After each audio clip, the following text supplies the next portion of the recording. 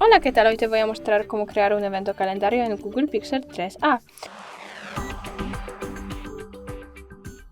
Para crear un evento calendario tenemos que encontrar el calendario Google y pulsamos a la cruz para crear un evento. Añadimos un título que de verdad no importa en ese momento. Podemos elegir que el evento dure todo el día y también podemos elegir el día, puede ser ese. Aceptamos, además podemos añadir notificación, por ejemplo,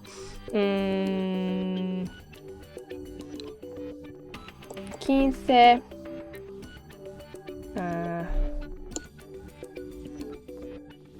días antes. Bueno, puede ser, ¿por qué no?